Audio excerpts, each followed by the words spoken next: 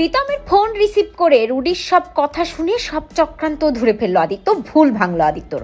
অনুরাগী ছো ধারাবাহিকে দেখা যায় একের পর এক ওই রুডির চক্রান্তের শিকার হয় আদিত্য। যখন মন্দিরে সুদীপা এবং রিতম দাঁড়িয়ে থাকে আর রিতম কথায় কথায় সুদীপার গায়ে হাত দিয়ে কথা বলার চেষ্টা করে, আড়াল থেকে সেই ছবিগুলো তুলে ওই রুডি আসলে আদিত্যকে পাঠিয়ে দেয় এবং আদিত্য ভেবেই নেয় রিতমের সাথে সুদীপার নোংরা সম্পর্ক রয়েছে। রেগে যায় আদিত্য, তবে সুদীপা এত রাতে বাড়ি ফেরেনি যেহেতু সুদীপাকে বাড়িতে ফিরিয়ে আনতে হবে।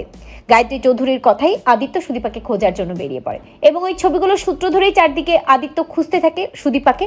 মন্দিরেও যায় কিন্তু কোথাও পায় না। তাই একটা সময় রিতমের বাড়িতে গিয়ে রিতমকে আচ্ছা মতো ধোলাই করতে থাকে আদিত্য এবং বলতে থাকে যে সুদীপা কোথায় আছে বল, কিন্তু কিছুতেই রিতম বলতে চায় না। ঠিক সেই সময় রিতমের ফোনে ফোন আসতেই থাকে, অর্থাৎ রুডি ফোন করতে থাকে, কিন্তু রিতম ফোনটা ভয়ে ধরতে পারে না, ফোনটা কেটে দেয় রিতম। বারবার ফোনটা কেটে দিলে আদিত্য সন্দেহ হয়, ভাবতে থাকে যে বারবার ফোনটা কেটে দিচ্ছে, কার ফোন কেটে দিচ্ছে আমাকে জানতেই হবে।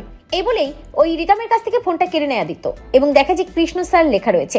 আদিত্য বলতে থাকে তার মানে ওই কৃষ্ণ ফোন করছে, তাই তো? হতেই পারে যে এই কৃষ্ণ জানে সুদীপা কোথায় আছে, আমাকে জানতে হবে এই কৃষ্ণ এই রিতম এদের মতলব কি।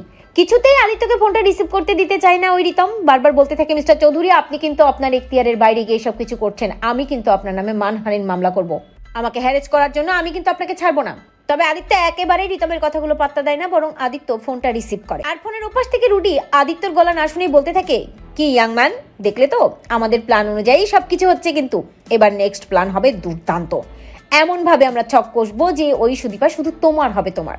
কি দেখলে তো কিভাবে ওর হাজবেন্ডের মনে সন্দেহ ঢুকিয়ে দিয়েছি, ওই মিথ্যে ছবিগুলো তুলে কিভাবে ওর হাজবেন্ডকে বুঝিয়েছি যে তোমার সাথে সুদীপার সম্পর্ক আছে। তবে ইয়াং ম্যান, এবার কিন্তু তোমাকে আমার কথা মতো আরো দুর্দান্ত কাজ করতে হবে, ভুল করলে চলবে না। ওই আদিত্য সুদীপার সম্পর্ক আমাদেরকে ভাঙতেই হবে, সুদীপা শুধু তোমার হবে, তোমার। ফোনের ওপাশ থেকে রুডির বলা কথাগুলো শুনে চমকে যায় আদিত্য, ভাবতে থাকে তার মানে ছবিগুলো মিথ্যে, ইচ্ছাকৃত ভাবে এরা তুলেছে, সুদীপার কোনো দোষ নেই। প্রচন্ড খেপে যায় আদিত্য, চিৎকার করে বলে শয়তান তোকে আমি ছাড়বো না।